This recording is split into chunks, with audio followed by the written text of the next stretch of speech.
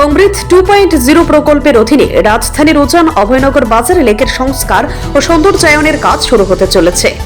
সোমবার ভূমি পুজো করা হয়, তাতে উপস্থিত ছিলেন পৌর নিগমের মেয়র দীপক মজুমদার, শৈলেশ যাদব সহ অন্যান্যরা। ভূমি পুজোর মধ্য দিয়ে কাজ শুরু হচ্ছে, তাতে খুশি এলাকার মানুষ। এই দিনের এই পুজোয় এলাকাবাসীর উপস্থিত ছিল লক্ষণীয়। গত 8 জুলাই এর ভিত্তিপ্রস্তর স্থাপন করেছিলেন মুখ্যমন্ত্রী ডক্টর মানিক সাহা। প্রায় 1.5 মাসের মধ্যেই কাজ শুরু হয়ে যাচ্ছে। এলাকাবাসীর দীর্ঘদিনের দাবি পূরণ হতে চলায় খুশি তারাও।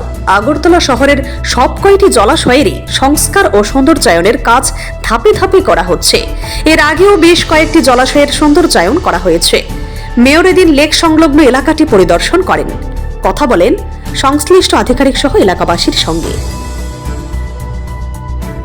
অন্তর্গত উজান অভয়নগর যে বাজার তার লেকের যে সংস্কার এবং আমি বলবো যে এটা সৌন্দর্যায়ন করার জন্য অমৃত 2.0 যে আওতায় এটা 3,75 লক্ষ টাকা পেয়ে এই কাজটা শুরু হয়েছে।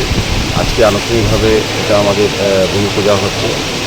গত 8 জুলাই মাননীয় মুখ্যমন্ত্রী প্রফেসর ডক্টর মানিক সাহা আনুষ্ঠানিকভাবে 3টি পুকুরকে অমৃতকে 3টি পুকুরকে একটা হচ্ছে শিববাড়ি এবং অভয়নগর বাজার লেক বাজার এবং আমাদের এলিমেন্ট হাসবেন্ডের সামনে যে লেকটা আছে এটা সৌন্দর্যের জন্য বিউটিফিকেশনের জন্য 3টি প্রজেক্টের ওপেন করেছে। আজকে আনুষ্ঠানিকভাবে অভয়নগর বাজার লেকের যে পুকুরটা, যেটা দীর্ঘদিন ধরে সরকারভাবে পরিত্যক্ত অবস্থায় ছিল, এলাকার পরিবেশ দূষণ ছিল এবং এটার এরিয়া অনেকগুলি অংশ জায়গা মানুষগুলো বেদখল করেছিল।